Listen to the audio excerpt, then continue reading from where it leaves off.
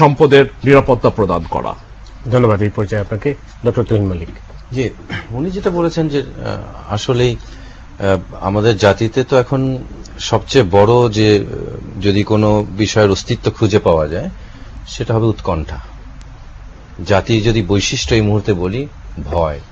জাতি ভয়ের মধ্যে আছে। আর গত 40 বছরে রাজনীতির কথা বললেন আপনি, 42 বছরের রাজনীতি। 42 বছরের রাজনীতি আমাদেরকে অনেক কিছু দিয়েছে।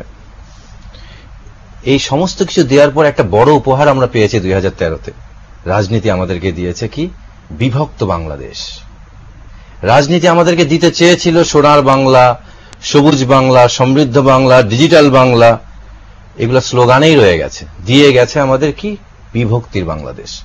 দেশটাকে পরিষ্কার দুই ভাগে ভাগ করে দিয়েছে রাজনীতির উপহার এটা আমাদের জন্য। এবং এটা কিরকম উপহার? যে উপহার নিত্য নৈমিত্তিক প্রতিটা মানুষ এই উপহার গ্রহণ করতে চাচ্ছে না। উপহারের ভয়ে সে রাত্রে ঘুমাতে পারছে না। আপনি চিন্তা করেন, আমি চিন্তা করি, আজকে গতকালকে যেটা হয়েছে আপনার নারায়ণগঞ্জে, যে গণজাগরণ মঞ্চের উদ্যোক্তার 17 বছরের সন্তান নিখোঁজ হয়েছে, তার লাশ পাওয়া গেছে।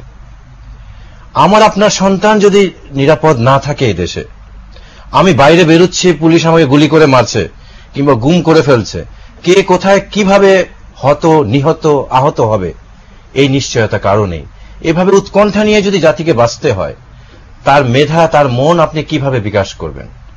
আর রবীন্দ্রনাথ বলেছেন যে where the mind without fear, যে চিত্ত যেথা ভয় শূন্য উচ্চতিতা শির।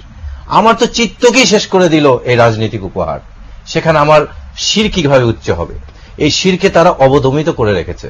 কারণটা হচ্ছে তাদের একটাই, যে এই বিভক্তি করে যদি তারা যে জিনিসটা করতে চাচ্ছে, যেটা আপনি বলেছেন যে আমাদের ইকোনমির অবস্থা খারাপ না, ইকোনমি খুব ভালো। আমাদের একটা ইকোনমি খুব ভালো।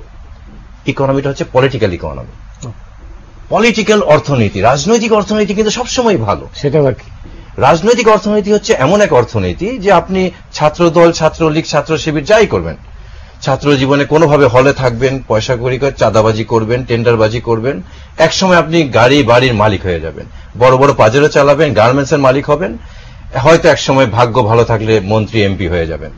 এবং এটার একটা প্রভাব দেখা যাচ্ছে সমাজে, যে আজকে যারা এইভাবে গত 8-10 বছরে রাজনৈতিক প্রশ্রয়ে টেন্ডারবাজি কিংবা অন্যান্য কাজ করে যারা বড় হয়েছে, তারা এখন জীবনের মূল্য তাদের অনেক বেড়ে গেছে। তারা এখন হরতালের সময় বাইরে বেরোতে চায় না, কারণ তাদের এই এত বড় গাড়ি বাড়ি, যেটা কোনোদিন তাদের ছিল না, হঠাৎ করে 2-4 বছরে পেয়ে গেছে, কিংবা বিদেশে এত কিছু পেয়ে গেছে, তারা আন্দোলনে যেতে চাচ্ছে না কিংবা আন্দোলনকে প্রতিহত করতে যাচ্ছে না। যার ফলে আজকে সংসদে প্রাইম মিনিস্টার বলছেন যে তোমরা এলাকায় যাও, গিয়ে জনগণকে বোঝাও। কোনো লোক নেই, সবাই ঢাকায় থাকতে চাচ্ছে, কারণ তাদের জীবনের মায়া বেড়েছে, তাদের সম্পদের মায়া বেড়েছে। এই যে পলিটিক্যাল ইকোনমিটা যেভাবে গ্রো করছে, এই পলিটিক্যাল ইকোনমি গ্রো করার কারণে আমাদের জাতির ইকোনমি ধ্বংস হয়ে গেছে। আজকে ইনভেস্টমেন্ট নাই, আজকে ফরেন ইনভেস্টমেন্ট কিভাবে আসবে? ফরেন ইনভেস্টমেন্ট, ফরেন ডোনার যেখানে বিশ্ব ব্যাংককে পর্যন্ত এখানে নাকানি চুবানি খেয়ে চলে যেতে হলো। আর দেশি ইনভেস্টররা প্রত্যেকে দেখেন, আমরা বেসরকারি খাতে যেভাবে উন্নয়ন করছি, প্রত্যেকটা গার্মেন্টসে যারা কাজ করছে কিংবা যেভাবেই করছে, সরকারের কোনো সহায়তা নাই, প্রত্যেকেই নিজে থেকেই একটা কিছু করার চেষ্টা করছি।